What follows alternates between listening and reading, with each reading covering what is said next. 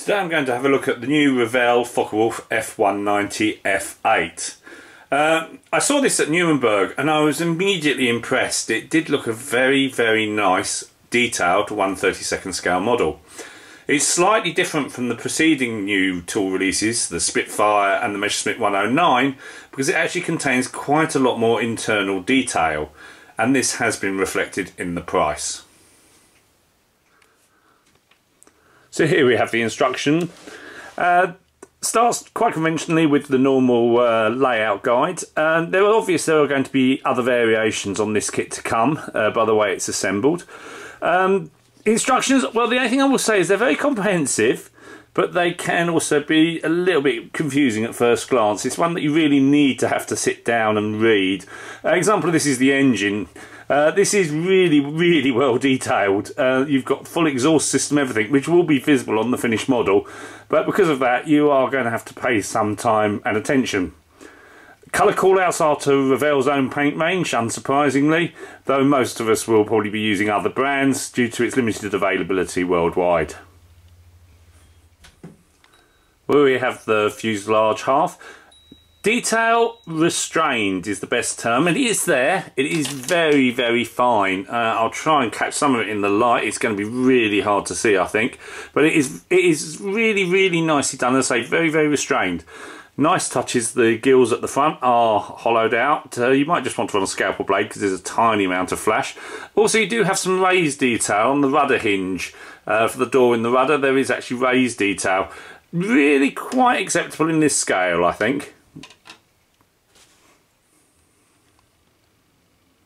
The one-piece lower wing carries on that restrained detail. You do have some riveting here drilled out. Again, we'll try and zoom that in, see if we can catch it in the light. Again, a wash here will look very nice. Now, I actually quite like this approach because I think in 1/32 scale, if you look at an aircraft 32 feet away, see how much detail you can see. That's realistically what we've got on this kit. It's not overly done, and there won't be any need for massive great loads of panel washes, though I'm so sure some modelers will want that. If we flip the wing over, you'll see there's quite a large number of holes marked on the wings. These aren't for use in this version in all cases, so obviously proving that we are going to have a lot more run from this mould. Normal F8 will surely come quite quickly, I would have thought. Now, as I said, you have got a lot of detail on this kit, and we see an example of that here. We have a choice of either having dropped flaps or closed flaps. That's quite nice. Only the later bulge cowling is provided in this boxing.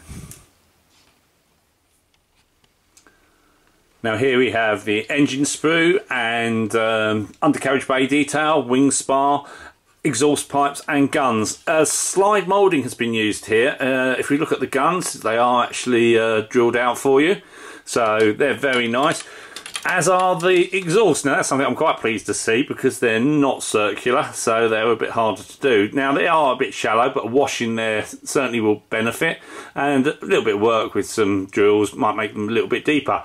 Really nice to see that being done for you. Really impressive. Engine, yep, it's quite a nice representation of the engine. Cockpit, again, for the price, very nice. Not the world's most detailed cockpit, but you know, if you really want to go to town, you can get resin, but certainly out of the box, it will look quite acceptable.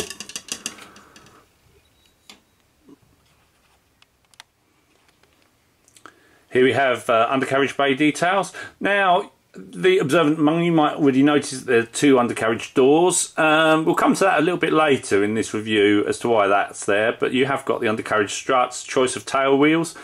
The fuel tank on this sprue is marked as not for use, though I'm sure it would have been used on some F8s somewhere. Underwing stores are next. Fuel tank, 250 or 500 kilo bombs. Again, really well reproduced, quite acceptable in this scale, and it's nice to see a full weapons load. The rest of the kit parts include minuscule wingtip lights, so a nice representation of the landing lights in the wing, and the forward windshield. Here we have the upper wings, the front of the cowlings, and the ailerons and rudder. They say all separate control surfaces, so very easy to pose these. Wings will be different from the different versions. I'm a bit surprised that we didn't get the inside gun bays opened up, as there is so much detail opened up on the rest of the kit. But aftermarket has got to have something to do, I suppose. The clear parts are super clear and shiny. No traces of mould lines anywhere where you wouldn't want them. You actually get 4 canopies. 2 flat-sided and 2 bulged. The reason for that is that you have the choice of posing the canopy in the open or closed position, and on the real aircraft the canopy did actually flex as it was pushed backwards. So this correctly represents that change in profile. Again, a really nice detailed touch. And here we have the 2 flat-sided canopies. Now remember those choice of undercarriage bay doors? This is why. An incredibly large stand. Now I haven't seen stands included in kits for a number of years. So yeah, it's very nice to have it. Surprisingly, I've just realised I haven't noticed a pilot. So that might be a bit of an issue. I'm just going to have a quick look at the sprues again for that one. So you have a stand and wing spars. Yeah, it looks like should be really easy to kit to build. Now the decal sheet.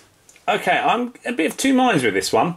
It is beautifully printed, yes. It's in Italy, it's got a matte finish. I've noticed the shark's mouths. They're actually applied to a 500 kilo bomb on the centerline station. Actually quite like the representation of the seat belts on the decal sheet. They've got silver buckles, and certainly if you're doing closed canopy and you didn't want to use aftermarket buckles, that might be an option for you. My one concern with these is the instrument dials, which are particularly poor. I'd definitely be replacing those with examples from Aeroscale. And it's very matte. Now, the problem with very matte decals is they are a devil for silvering. So you want to make sure you've got a really good gloss coat if you're going to use these decals. Stencils are really well done. There's a full set of stencils, including the ring walkways. Again, I would say a similar thing with the silvering issue though. You might want a really good gloss coat if you're going to use these decals. And here we have the decal options. Both quite interesting aircraft. Yellow nosebands to add a little bit of colour to the front of the aircraft, and yellow V's on the lower wing surfaces. So there are plenty of marking sheets already out there for the F8 version. So by Eagle Cow, for definite, they do at least 2 or 3 sheets that are applicable to this type. So if you want aftermarket, they are there. It is nice to note that we have got colour notations in RLM as well as the Revell colour mixes. So I do wish Revell wouldn't only use their colours. I know there's another manufacturer that does it, but it is a bit of a pain if you can't get hold of Revell paints. And I'm going to end this review with a look at the side of the box. Here it shows you the amount of detail that is moulded on the kit. As I say, it looks quite nice. You know, I'm not sure how easy it will be to actually fit with everything closed. That's something we're going to have to wait until we actually see the kit built before we'll find out if you can close it all up. But certainly if you like having detail on show, you are in for a treat with this one. With the forward engine, the cockpit, the upper gun bays, all totally visible. I can see the aftermarket really going to town on this, and I'm sure we'll be seeing other versions of this one over the next year, 2 years, 10 years, and I'm sure nearly every late Mark 190 will be released at some point. Our thanks to Revell for supplying us with this sample, which is available from most good model shops around the world, and you can see more details on the Revell range at their website.